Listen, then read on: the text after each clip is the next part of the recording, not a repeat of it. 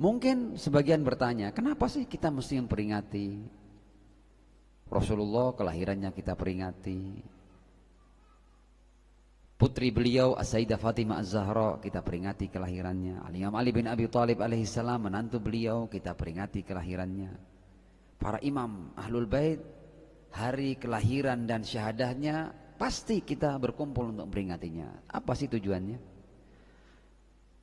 Apakah untuk show, untuk pamer-pamer, ya, atau untuk sekedar menunjukkan bahwa kita punya kegiatan seperti ini? Tentu tidak.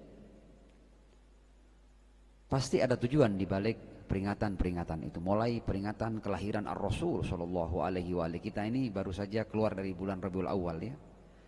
Di bulan Rabiul Awal kita melihat bahwa semua memperingati kelahiran Ar-Rasul Shallallahu Alaihi Wasallam. Ada tujuannya. Tujuannya karena beliau adalah uswah. Seperti ayat yang saya baca di awal tadi.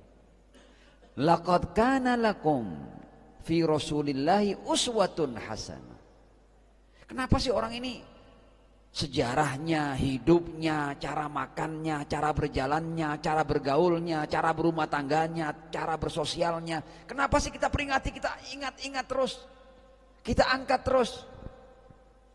Karena dia uswah, karena dia adalah teladan, contoh yang sempurna.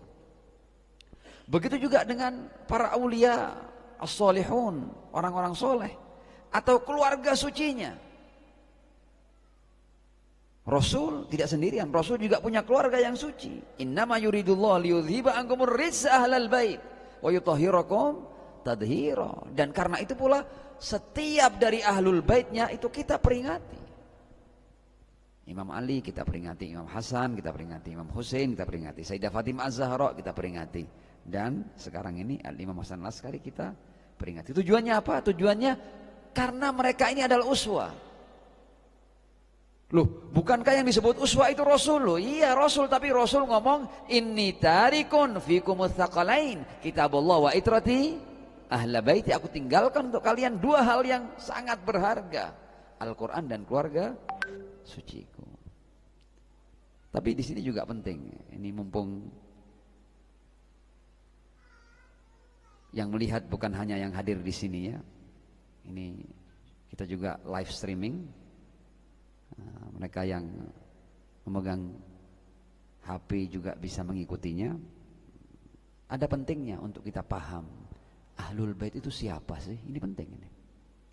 Apakah setiap zuriyah, ini saya juga jelek-jelek begini juga Habib, ya, zuriyah juga. Apakah setiap zuriyah adalah Ahlul Bait? Nah, ini juga perlu kita bahas karena sekarang ini lagi ramai orang berbicara tentang Habib dan zuriyah. Nah, kalau kita mau membaca Al-Quran, Al-Quran itu berbicara tentang Ahlul Bait seperti ini. Innama, jadi ada kerancuan antara Ahlul Bait yang suci dengan sekedar dzurriyyah.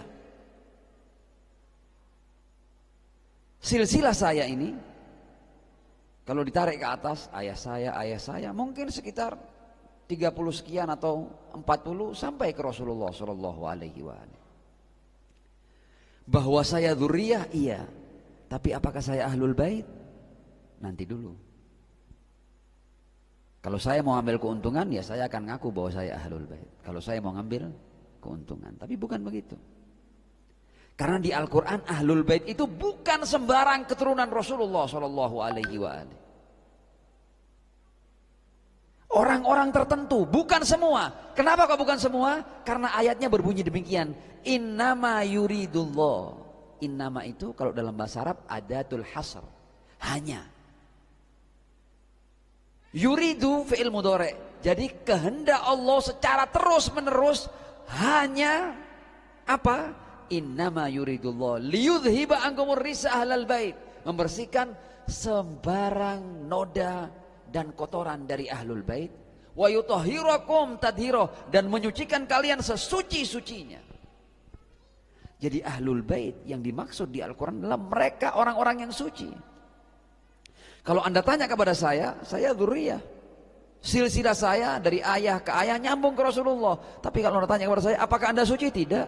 Saya bukan orang suci. Dan kalau Anda tanya ke habaib-habaib yang lain, tanya ke mereka, apakah Anda suci? Pasti tidak ada seorang habib yang sehat akalnya dan pikirnya yang berani mengaku dirinya suci. Tidak ada itu. Tapi ahlul bait yang dimaksud di Al-Quran adalah orang yang disucikan oleh Allah sesuci-sucinya. Jadi bukan sembarang dzurriyyah. Jadi setiap ahlul bait pasti dzurriyyah, tapi tidak setiap dzurriyyah adalah ahlul bait. Lalu kalau gitu apakah kemudian dzurriyyah ini tidak berharga? Ya enggaklah. Bagaimanapun juga orang-orang yang mencintai Ar-Rasul sallallahu alaihi wa alihi pasti dia akan mencintai keturunannya. Tapi ini bukan berarti kemudian dzurriyyah diangkat makomnya menjadi ahlul bait. Enggak, karena ahlul bait di Al-Quran maksudnya adalah yang suci. Dan silakan Anda tanya ke para habib yang ada sekarang ini, tanya kalau ada yang berani bilang bahwa dirinya suci, kita akan cium kakinya. Dan saya yakin tidak ada seorang habib yang sehat cara berpikirnya kemudian dia berani mengaku bahwa dirinya adalah suci.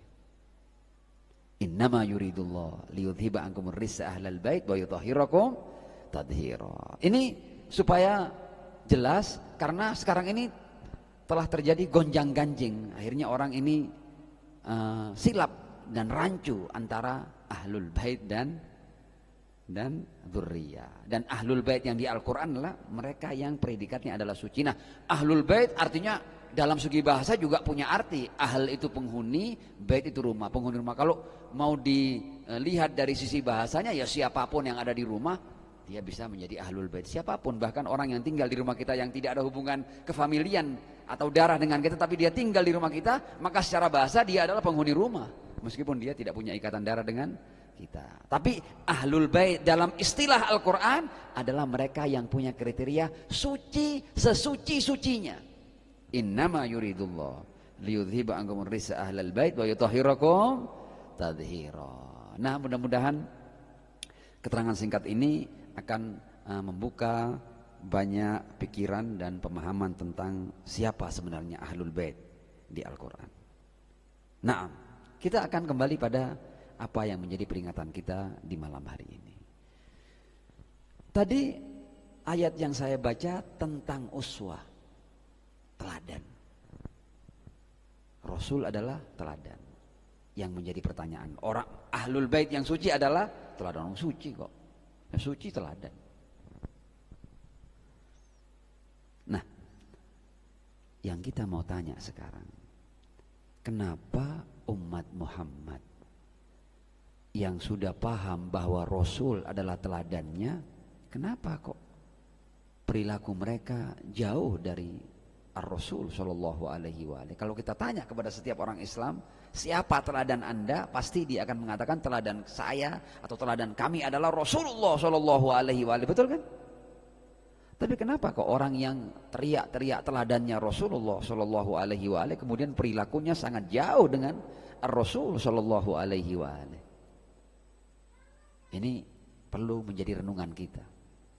Kita ini, pembicara ini boleh jadi mengaku uswah saya adalah Rasulullah Shallallahu Alaihi Wasallam, tapi kemudian belum tentu perilaku kita itu sesuai dengan teladan atau uswah kita. Ada apa? Kita akan melihat ayatnya. Ternyata Rasulullah itu uswah, tapi bukan untuk setiap orang. Kalau kita baca ayatnya ya, laqad kana lakum fi Rasulillahi uswatun hasanah. Liman, ada limannya, tidak berhenti. Rasul teladan yang baik. Para imam suci ahlul bait adalah para teladan yang baik. Tapi teladan bagi siapa? Bukan teladan bagi setiap orang, enggak. Teladan bagi liman kana yarjullah. Hanya teladan bagi orang-orang yang hatinya betul-betul mendamba keridhaan Allah Subhanahu wa taala.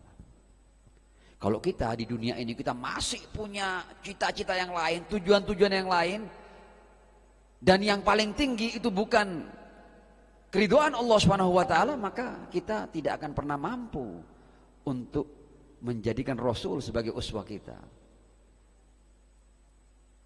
Jadi Rasul akan menjadi uswah bukan bagi setiap orang, tapi bagi orang-orang yang memang dirinya yarjullah. Jadi kalau kita yarjullah, kalau kita ini adalah narjullah, kita betul-betul mendamba keridhaan Allah, maka kita berpeluang untuk menjadikan Ar-Rasul sebagai uswah kita. Kalau enggak, kayaknya tidak sesuai dengan ayat. Liman kana yarjullah. Dan tidak berhenti di sini. Tanda bahwa orang itu yarjullah, lanjutan ayatnya, wal yaumal akhir. Uswah bagi yang mendamba Allah dan hari akhir. Artinya orientasinya bukan dunia. Ada orang-orang yang kalau sepenuh pikirannya, sepenuh hatinya adalah dunia dan dunia, materi dan materi, harta dan harta. Kehidupan yang singkat ini, popularitas, kemewahan, hanya itu. Dan yang didamba bukan yaumal akhir, ini berarti dia bukan yarjullah. Tanda bahwa orang itu yarjullah, dia juga sebagai buktinya mendamba yaumal akhir. Artinya orang ini setiap hari harus ingat kematian. Dia harus ingat kehidupan abadinya. Dalam dirinya dunia hanya jembatan yang pendek, yang setiap hari bisa kita tinggalkan ini. Kalau saya mau tanya sekarang ini, artinya kenapa sih orang itu harus mendamba akhirat kalau tidak mendamba dunia? Karena dunia ini tidak satupun dari kita yang bisa menjamin bahwa besok kita masih hidup. Ada yang berani angkat tangan bahwa saya besok pasti masih hidup? Ada yang berani angkat tangan? Tidak berani kita, karena ada orang-orang yang di pagi hari berbincang-bincang dengan kita, sore hari kita mengusung jenazahnya. Ada orang-orang yang di malam ini kita berbincang-bincang dengannya, esok hari kita mengusung jenazahnya. Liman kana yarjullah wal yaumal akhir. Jadi bukti bahwa orang itu mendamba keridhaan Allah, buktinya dia mendamba kehidupan yang abadi, kehidupan akhirat, bukan kehidupan dunia. Dan bukti bahwa dia mendamba kehidupan yang abadi, lanjutan ayatnya, wa dzakarallaha katsiran. Orang ini setiap saat dia ingat Allah, dia ingat Tuhannya. Ketika dia mau melihat, ketika dia mau mendengar, ketika dia mau berucap, ketika dia mau berperilaku, dia mau ngapain saja dia ingat Allah. Sehingga orang yang setiap saat itu mengingat Allah itu bukan cuma subhanallah walhamdulillah wa la ilaha illallah wallahu subhanallah, bukan, itu juga zikrullah, tapi maksudnya ingat Allah itu dia betul-betul ingat bahwa dia ini hamba dan dia harus patuh kepada Allah Subhanahu wa taala, itu baru zikrullah. Wa dzakarallaha katsira. Nah, orang dengan 3 kriteria tadi ini mendamba Allah, mendamba kehidupan yang abadi, dan selalu ingat kepada Allah. Orang dengan 3 kriteria ini, mereka bisa menjadikan Ar-Rasul dan orang-orang suci sebagai uswah dan teladannya. Kalau enggak, terlalu jauh kita untuk bisa menjadikan Ar-Rasul dan keluarga sucinya sebagai uswah.